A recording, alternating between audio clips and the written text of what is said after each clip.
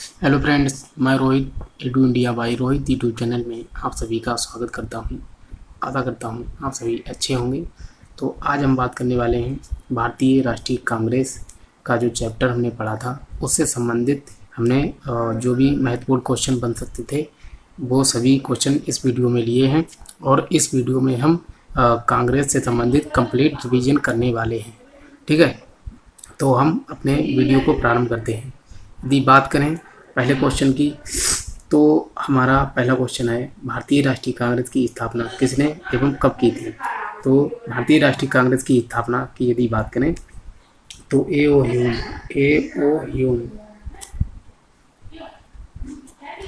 ने की थी एवं कब की थी तो 28 दिसंबर 1885 को की थी ए ओ ह्यूम ने। भारतीय राष्ट्रीय कांग्रेस की स्थापना कहाँ हुई थी? तो भारतीय राष्ट्रीय कांग्रेस की अगर ये स्थापना का बात करें तो हुई थी बम्बई में। बम्बई में इसकी स्थापना हुई थी। और यदि बात करें कि कौन से कॉलेज में हुई थी तो गोकुलदास तेजपाल संस्कृत महाविद्यालय में इसकी स्थापना हुई थी बम्बई में। अब हम बात करते हैं नेक्स्ट क्वेश्चन की। यदि नेक्स्ट क्वेश्चन की बात करें तो कांग्रेस की स्थापना के समय वायसराय कौन था? तो कांग्रेस की जब स्थापना हुई थी तो उस समय लॉर्ड डफरिन था और डफरिन का कार्यकाल था लॉर्ड डफरिन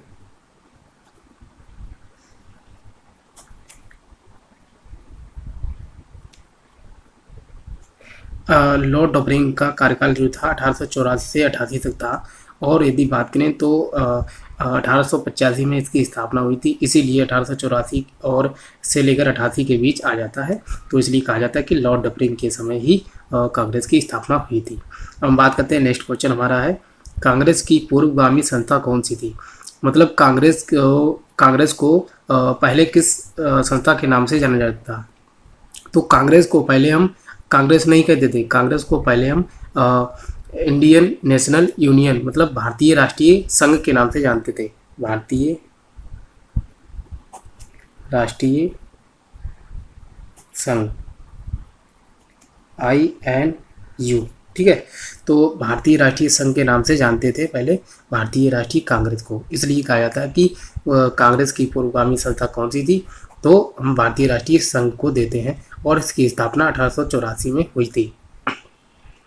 नेक्स्ट क्वेश्चन हमारा है कि कांग्रेस की पहली बैठक कहाँ हुई थी? तो कांग्रेस की यदि पहली बैठक की बात करें, जहाँ इसकी स्थापना हुई थी वहाँ ही इसकी पहली बैठक हुई थी। तो इसकी पहली बैठक हुई थी बम्बई में हुई थी। और इसी बैठक में जो पहली बैठक हुई थी, इस बैठक में केवल और केवल 72 प्रतिनिधियों ने भाग लिया था।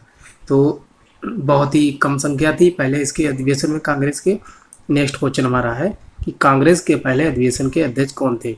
तो कांग्रेस के पहले अधिवेशन की यदि अध्यक्ष की बात करें तो व्योमेश चंद्र बनर्जी जो थे उन्होंने कांग्रेस के पहले अधिवेशन की अध्यक्षता की थी। WC बनर्जी लिख सकते हैं। ठीक है, तो WC बनर्जी जो थे उन्होंने कांग्रेस के पहले अधिवेशन की अध्यक्षता की थी। और इसमें नेक्स्ट क्वेश्चन है हमारा कि कांग्रेस के पहले महासचिव कौन थे? तो यदि पूछा जाए कि कांग्रेस के पहले महासचिव कौन थे तो जो ए.ओ. ह्यूम है, इसे एलन ऑक्टेवियन ह्यूम के नाम से भी इसका पूरा नाम है। तो इसी ने एलन ऑक्टेवियन ह्यूम है, इसी को पहले अधिवेशन में महासचिव के रूप में नामित किया गया था। तो पहला महासचिव कौन था? ए.ओ.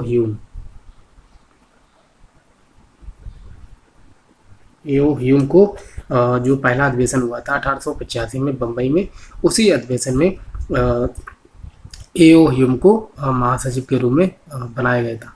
हमारा नेक्स्ट क्वेश्चन है कांग्रेस के अधिवेशन में प्रथम पारसी अध्यक्ष कौन से थे? मतलब कौन थे? तो कांग्रेस के अधिवेशन में प्रथम पारसी अध्यक्ष के रूप में यदि हम बात करें तो थे जो दादा भाई नौरोजी जी हैं। दादा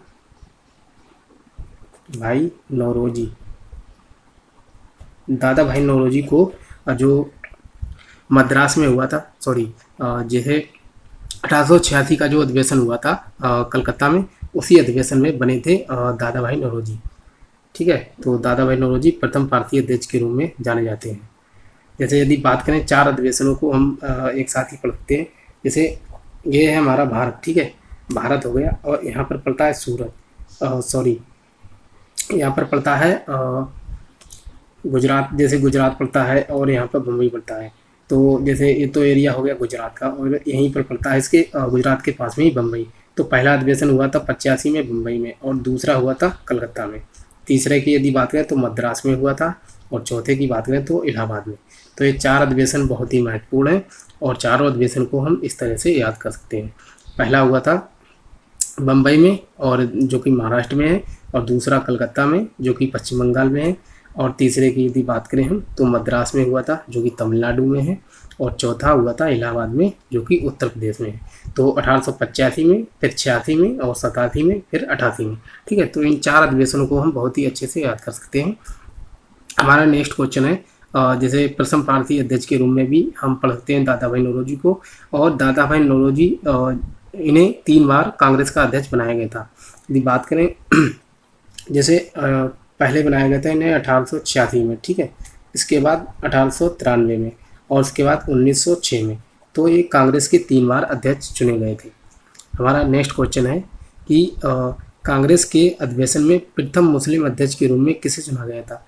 तो कांग्रेस के प्रथम मुस्लिम अध्यक्ष के रूप में अब तक ना जाने कितनी बार ये प्रश्न पूछे जा चुके हैं कि कांग्रेस के प्रथम मुस्लिम अध्यक्ष कौन थे, या प्रथम अंग्रेज अध्यक्ष कौन थे। तो इस प्रकार से क्वेश्चन कई बार पूछे जा चुके हैं, तो इसलिए हमने इस प्रकार के क्वेश्चनों को लिया है, जैसे कि हमारा जो भारतीय राष्ट्रीय कांग्रेस का जो टॉपिक है कंप्लीट रूप से रिवीजन हो जाए।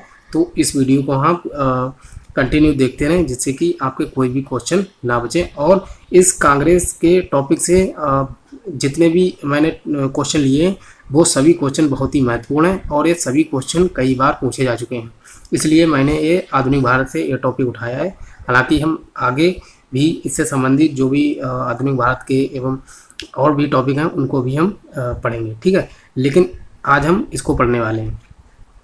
तो प्लीज़ इस वीडियो को स्किप ना करें और पूरा देखें। तो हम अपने टॉपिक की तरफ आते हैं। तो पहला हमारा क्वेश्चन है कि प्रथम मुस्लिम अध्यक्ष के रूप में किसे जाना जाता है। तो बदरुद्दीन तैयबजी जो थे, बदरुद्दीन तैयबजी जो थे, इन्हें हम प्रथम मुस्लिम अध्यक्ष के रूप में जानते हैं। और यदि बात करें तो बदरुद्दीन तैयबजी जो कि हुआ था 1887 का कांग्रेस अधिवेशन, उसी में इन्हें बनाया गया था 1887 के। और यदि बात करें जो प्रथम अंग्रेज अध्यक्ष के रूप में कांग्रेस के जाने जाते हैं, उनका अधिवेशन हुआ था 1888 में, ठीक है।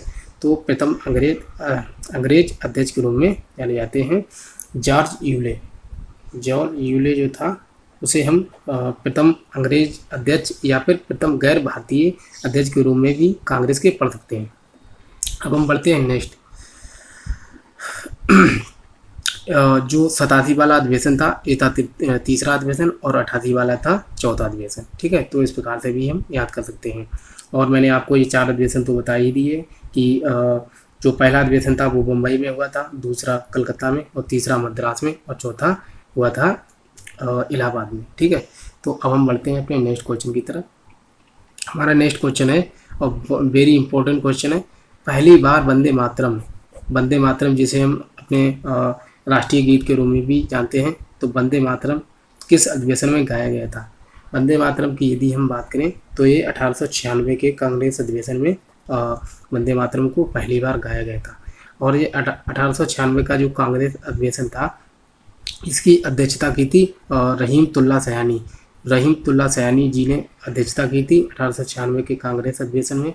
और ये अधिवेशन हुआ था कलकत्ता में, ठीक है, कलकत्ता में हुआ था। रहीमतुल्लाह सयानी ने इसकी अध्यक्षता की थी। और पूछा जाता कि वंदे मातरम कहाँ से लिया गया, तो ये आनंद मठ से लिया गया है। और वंदे मातरम को लिखा किसने, तो बंकिम चंद्र चटर्जी जो हैं उन्होंने वंदे मातरम को लिखा है। तो इससे संबंधित हमने सभी क्वेश्चन पढ़ लिए हैं। हालांकि मैंने एक क्वेश्चन लिया है और मैंने उससे संबंधित जितने भी बातें होंगी उनको हम इसी वीडियो में पढ़ने वाले हैं। नेक्स्ट क्वेश्चन है हमारा, पहली बार जनगण मन किस अधिवेशन में गाया गया था। तो यदि जनगण मन की बात करें तो जनगण मन जिसे हम राष्ट्रीय गान के रूप में भी जानते हैं, तो जनगण मन की पहले इससे संबंधित जो भी बातें हैं उनको पढ़ लेते हैं। तो जनगण मन की जो इनको लिखा रचयिता हैं वो हैं रविंद्रनाथ टैगोर जी।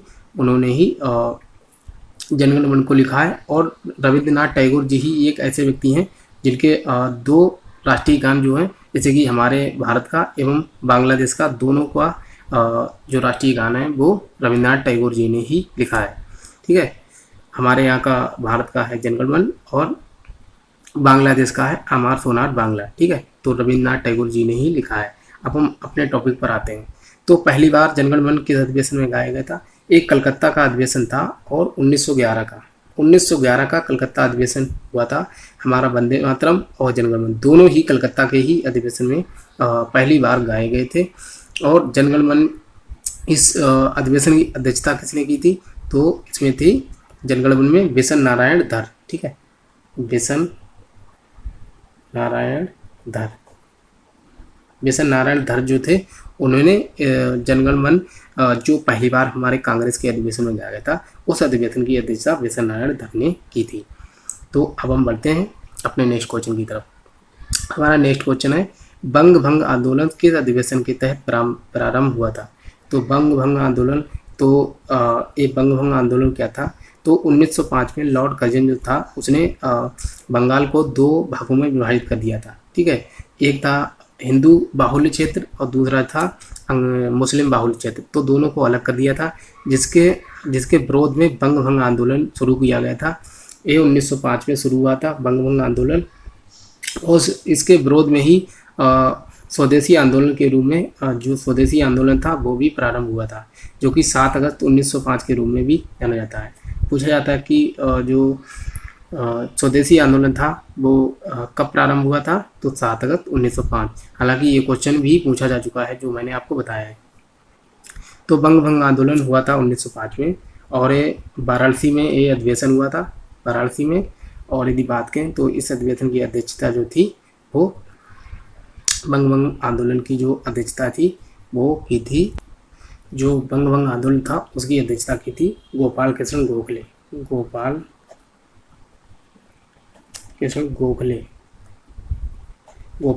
गोखले ने इस अधिवेशन की अध्यक्षता की थी।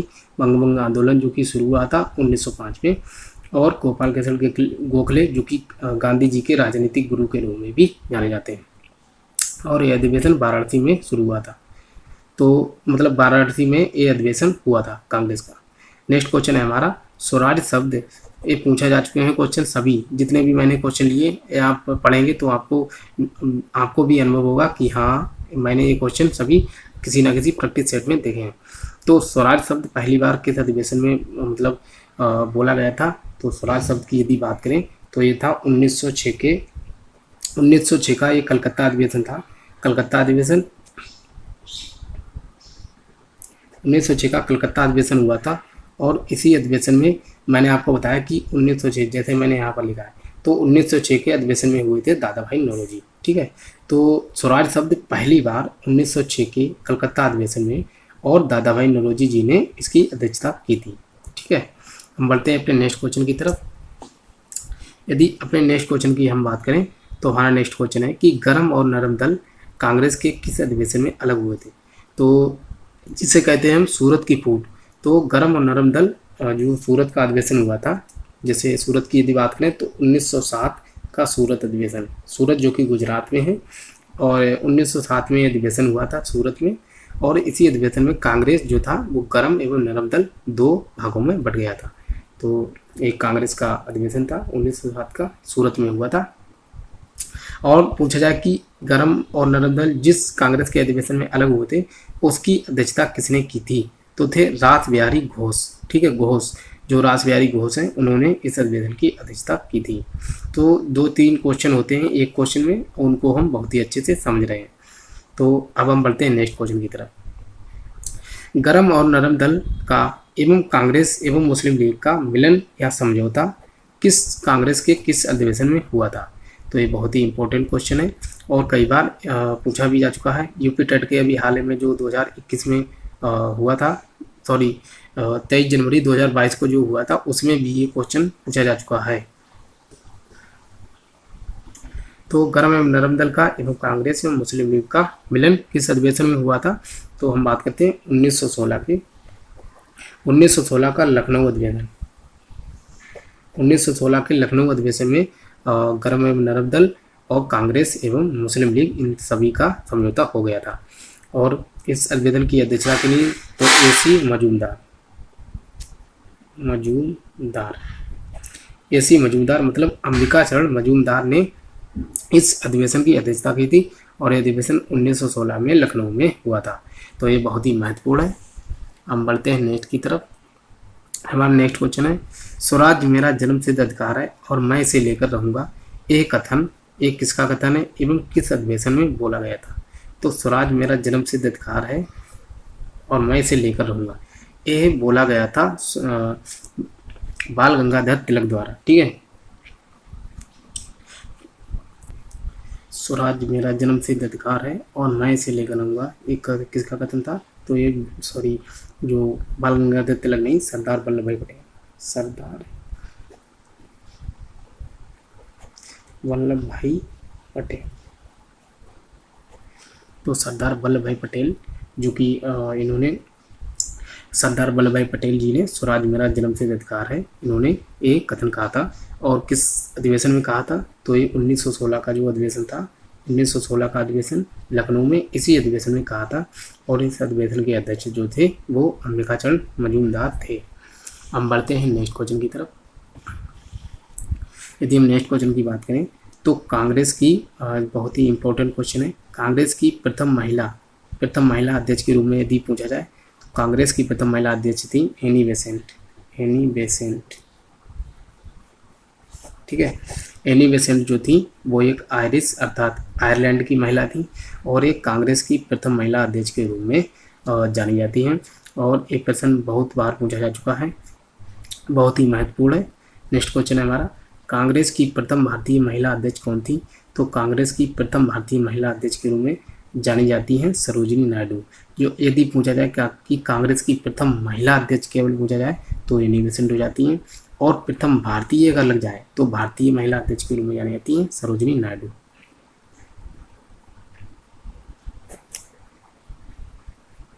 सरोजिनी नायडू जो कि कांग्रेस की प्रथम महिला अध्यक्ष के रूप में जानी जाती हैं।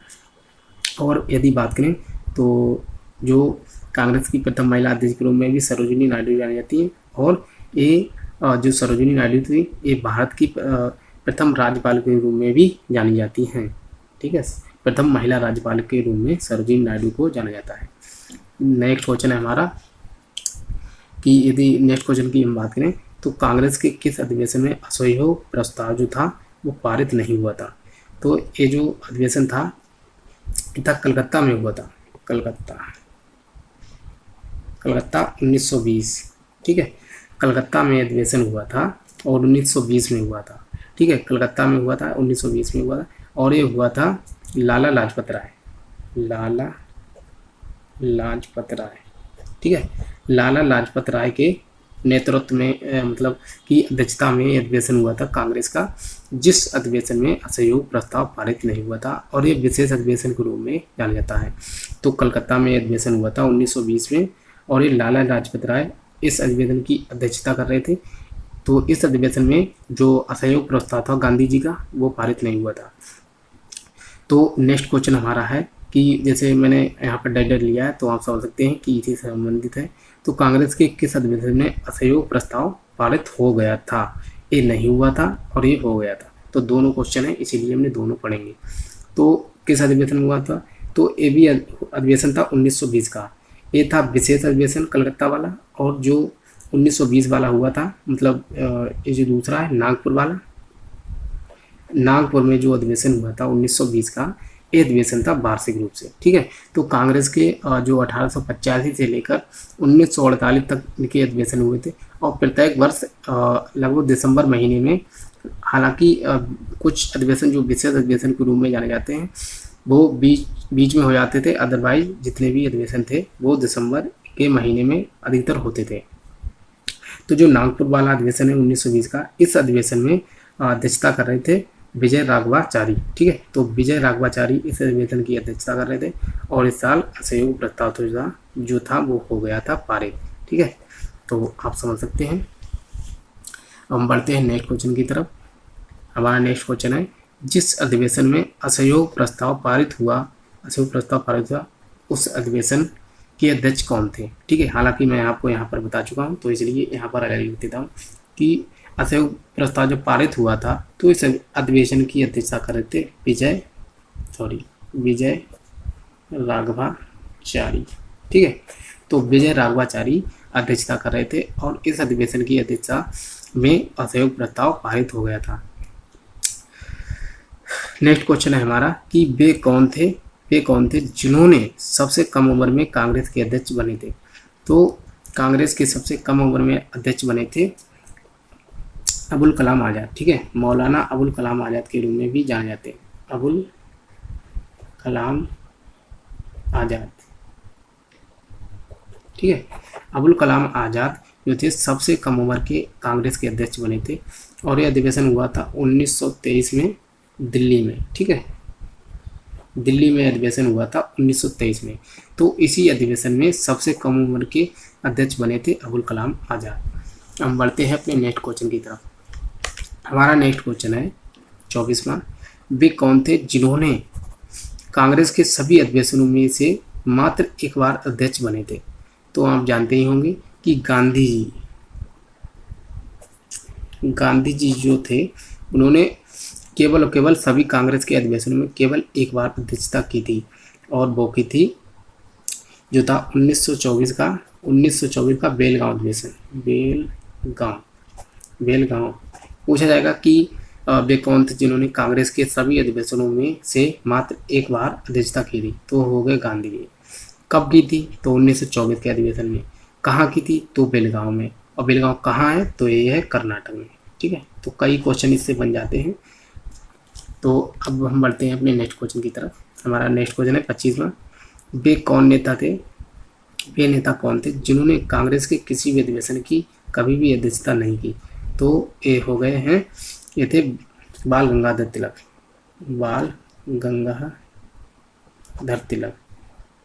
ठीक है, बाल गंगाधर तिलक जो थे उन्होंने किसी भी अधिवेशन की अध्यक्षता नहीं की थी। तो हम अब बढ़ते हैं नेक्स्ट क्वेश्चन। हमारा नेक्स्ट क्वेश्चन है कि सरोजिनी नायडू ने कांग्रेस के किस अधिवेशन की अध्यक्षता की थी। तो सरोजिनी नायडू की यदि हम बात करें तो सरोजिनी नायडू ने 1925 का जो हुआ था 1925 का कानपुर अधिवेशन। ठीक है, तो 1925 का जो कानपुर का अधिवेशन हुआ था, इसी अधिवेशन में सरोजिनी नायडू जी ने अध्यक्षता की थी। और यदि बात करें कि इनसे पूछा जाता है कि प्रथम भारतीय महिला अध्यक्ष के रूप में भी इन्हें जाना जाता है। ठीक है, तो अब हम बढ़ते हैं नेक्स्ट क्वेश्चन। लाहौर अधिवेशन जो कि हुआ था 1929 में। ठीक है, तो लाहौर अधिवेशन 1929 की अध्यक्षता किसने की थी?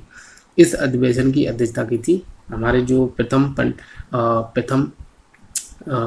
प्रधानमंत्री के रूप में जाने जाते हैं, पंडित जवाहरलाल नेहरू। तो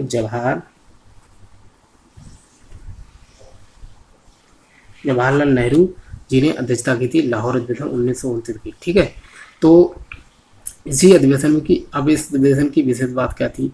आपसे पूछा जाएगा कि 1929 की अध्यक्षता किसने की थी। तो ये हो गया पहला क्वेश्चन, जवाहरलाल नेहरू जी ने। ठीक है, कब हुआ था? तो 1929 में।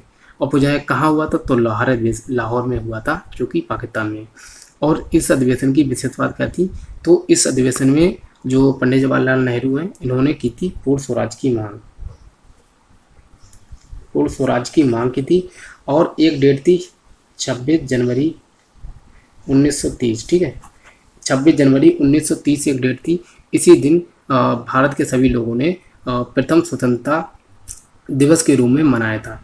तो कहा जाता है कि ये डेट इतनी फेमस हो गई थी कि 26 जनवरी 1950 को जब हमारा संविधान लागू हुआ, तो इसी जो 26 जनवरी 1950 को संविधान लागू हुआ, उसकी जो जड़ें थी वो 20 साल पहले 1930 से ही जुड़ी हुई थी। और इसी दिन ये दिन इतना महत्वपूर्ण था, इसी दिन हमारा संविधान लागू हुआ था। बढ़ते हैं नेक्स्ट क्वेश्चन। पूर्ण स्वराज की मांग कांग्रेस के किस अधिवेशन में उठी थी? तो पूर्ण स्वराज की मांग हालांकि मैंने ऊपर बता भी दिया है, तो कांग्रेस के किस अधिवेशन में उठी थी, हम अलग क्वेश्चन के रूप में पढ़ रहे हैं। तो ये था लाहौर का अधिवेशन हुआ था 1929 का। इसी दिन पूर्ण स्वराज की मांग उठी थी। तो आप समझ भी सकते हैं, मैंने बता भी चुका है आपको। नेक्स्ट क्वेश्चन है हमारा कि मौलिक अधिकारों की मांग कांग्रेस की किस अधिवेशन में उठाई गई थी।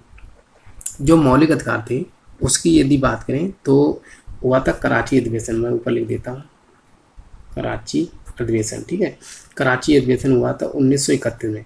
1931 में हुआ था कराची अधिवेशन, कराची जो कि पाकिस्तान में स्थित है वर्तमान में। तो इसी अधिवेशन में, और इस अधिवेशन की अध्यक्षता किसने की थी, तो कर रहे थे सरदार वल्लभ भाई पटेल, सरदार वल्लभ भाई पटेल, ठीक है। तो मैं आपको बता चुका कि सरदार वल्लभ भाई पटेल जी ने इस अधिवेशन की 1931 के कराची अधिवेशन की अध्यक्षता की थी, और इसी अधिवेशन में मौलिक अधिकारों की मांग हमारे सरदार वल्लभ भाई पटेल जी ने उठाई थी, ठीक है। तो आपके जो भी क्वेश्चन था मैंने बता दिया आपको। हमारा नेक्स्ट क्वेश्चन है कि कांग्रेस का पहली बार गांव में अधिवेशन कब एवं कहाँ हुआ था। तो ये क्वेश्चन कई बार पूछा जा चुका है कि कांग्रेस का पहली बार गांव में अधिवेशन कहाँ हुआ था।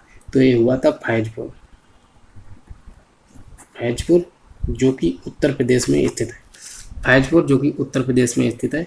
और इसी फैजपुर में पहली बार गांव में अधिवेशन हुआ था। इस अधिवेशन की अध्यक्षता किसने की थी, तो इस अधिवेशन की अध्यक्षता की थी जवाहरलाल नेहरू जी ने, ठीक है। और ये हुआ कब था, तो 1937 में।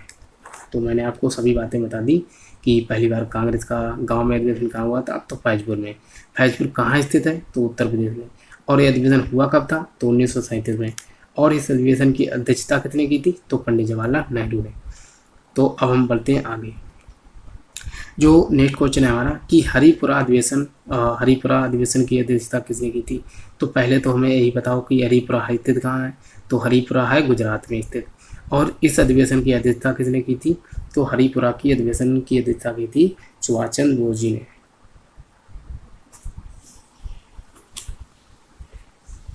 सुभाष चंद्र बोस जी ने इस अधिवेशन की अध्यक्षता की थी, और ये हुआ था 1938 में, ठीक है। तो 1938 में ये अधिवेशन हुआ था, और इस अधिवेशन की अध्यक्षता की थी सुभाष चंद्र बोस जी ने। अब हम बढ़ते हैं नेक्स्ट क्वेश्चन। हमारा नेक्स्ट क्वेश्चन है 32वां, त्रिपुरी अधिवेशन। त्रिपुरी जो कि मध्य प्रदेश में स्थित है। त्रिपुरी अधिवेशन की अध्यक्षता सुभाष चंद्र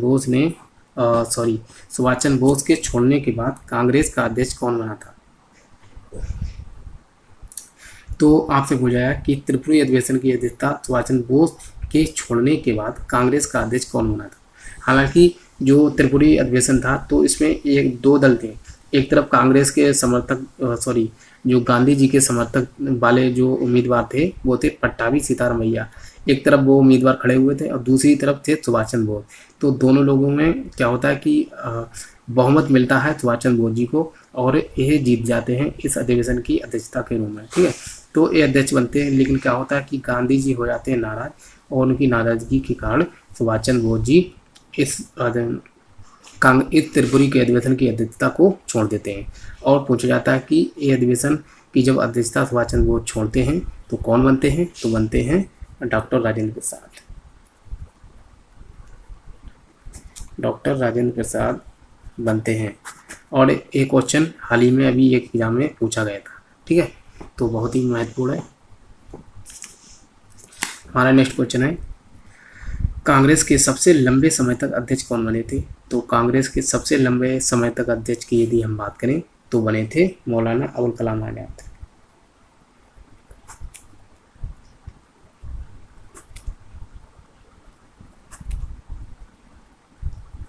मौलाना अबुल कलाम आजाद जो कांग्रेस के सबसे लंबे समय तक अध्यक्ष बने थे, और ये बने थे 1940 से लेकर 45 तक, ठीक है। 1940 से लेकर 45 तक लगभग 6 साल तक ये बने थे। और पूछा जाता है नेक्स्ट क्वेश्चन कि आज़ादी के समय कांग्रेस के अध्यक्ष कौन बने थे। तो आज़ादी के समय की यदि हम बात करें तो आज़ादी हुई थी 1947 में, ठीक है। और इससे पहले हुआ था 1946 का अधिवेशन। तो 1946 के अधिवेशन में बने थे जे बी कृपलानी जी ने 1940 में अध्यक्षता की थी। और इन्हीं जे बी कृपलानी ने ही उन्हें आज़ादी के समय में भी एक कांग्रेस के अध्यक्ष रहे थे। तो अगर पूछा जाए कि आज़ादी के समय कांग्रेस के अध्यक्ष कौन थे, तो थे जे बी कृपलानी, ठीक है। और 1940 में यह अधिवेशन हुआ था मेरठ में। पूछा जाता है कि कांग्रेस की अंतिम बैठक कांग्रेस की अंतिम बैठक 1948 में हुई थी। ठीक है, तो 1948 में जब हमारा देश आज़ाद हुआ था तो इस साल कोई भी बैठक नहीं हुई थी। और जो अंतिम बैठक थी ये 55वीं बैठक थी। ठीक है, 55वीं बैठक थी 1948 वाली कांग्रेस की। और इस अधिवेशन की अध्यक्षता की थी जो यहाँ पर जैसे मैं बता दूँ, त्रिपुरी अधिवेशन में जो गांधी जी के समर्थक वाले थे पट्टाभी सीतारमैया, उन्हीं को इस बार अध्यक्षता की अध्यक्ष बने थे पट्टाभी सीतारमैया। ठीक है, तो पट्टाभी सीतारमैया इस बार अध्यक्ष बने थे 1948 के कांग्रेस अधिवेशन में। और यह अधिवेशन हुआ था जयपुर में हुआ था ये अधिवेशन। और 1948 में ये बैठक हुई थी। और पूछा जाता है एक क्वेश्चन कि जैसे जे.बी. कृपलानी बने थे 1946 के अधिवेशन में। ठीक है, और 1948 के बने थे और पट्टाभी सीतारमैया। तो 46 और 48 के बीच एक क्वेश्चन बनता है कि जे.बी. कृपलानी और पट्टाभी सीतारमैया, हालांकि मैंने क्वेश्चन लिया, पहले समझा दूँ आपको। तो जे.बी. कृपलानी और पट्टाभी सीतारमैया से मैंने यहाँ पर लिया है कि बीच में कुछ समय के लिए कांग्रेस की अध्यक्षता किसने की थी? तो डॉक्टर राजेंद्र प्रसाद, सॉरी गलत लिख गया, डॉक्टर राजेंद्र प्रसाद। ठीक है, तो डॉक्टर राजेंद्र प्रसाद जी ने जे.बी. कृपलानी और पट्टाभी सीतारमैया के बीच कुछ समय के लिए कांग्रेस की अध्यक्षता को पद को संभाला था। ठीक है, तो ये क्वेश्चन पूछा जाता है, तो मैंने इस प्रकार से क्वेश्चन लिया है। अब हम बढ़ते हैं, जैसे हमने पढ़े थे कि जो जब कांग्रेस का निर्माण हुआ, तो कांग्रेस के निर्माण से लेकर भारत की आज़ादी तक कुछ लोगों ने, हालांकि अधिकतर जो अंग्रेज थे उन्होंने कमेंट किए थे, तो उनको हमने लिया है कि किसने क्या कहा है। तो कांग्रेस अपने पतन की ओर लड़खड़ाती हुई जा रही है, ये किसने कहा था? तो कांग्रेस अपने पतन की ओर लड़खड़ाती हुई जा रही है, ये कहा था करजन ने। जो करजन था उसने कहा था कि कांग्रेस अपने पतन की ओर लड़खड़ाती हुई जा रही है। और पूछा था कि अल्पसंख्यकों की संस्था, जो कांग्रेस का पहला अधिवेशन था 1885 में हुआ था, तो उसमें केवल 72 प्रतिनिधि थे, जिसके कारण जो लॉर्ड डफरिन ने कहा था कि अल्पसंख्यकों की संस्था, डफरिन ने कहा था कि अल्पसंख्यकों की संस्था, अल्पसंख्यक मतलब अल्प में कम, संख्यक मतलब संख्या, तो कम संख्या के कारण कहा था लॉर्ड डफरिन ने। तो ये व्यंग कथा था, आलोचना की थी मतलब।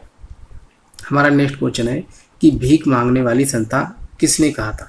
तो जो भीख मांगने वाली संस्था के रूप में जो गर्म दल के सदस्य थे, जैसे बाल गंगाधर तिलक, तो तिलक जी ने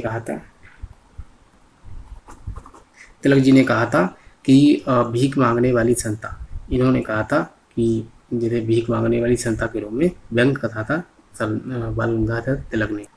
नेक्स्ट क्वेश्चन है हमारा कि जैसे पूछा गया कि भीख मांगने वाली संस्था तो हुई तिलक। और 40वां हमारा क्वेश्चन है कि कांग्रेस पूरी जनता का प्रतिनिधित्व नहीं करती।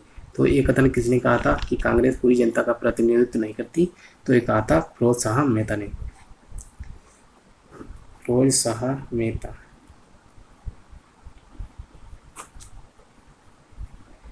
शाह मेहता ने कहा था कि कांग्रेस पूरी जनता का प्रतिनिधित्व नहीं करती, मतलब कांग्रेस जो है वो पूरी जनता पर उसका प्रतिनिधित्व नहीं है।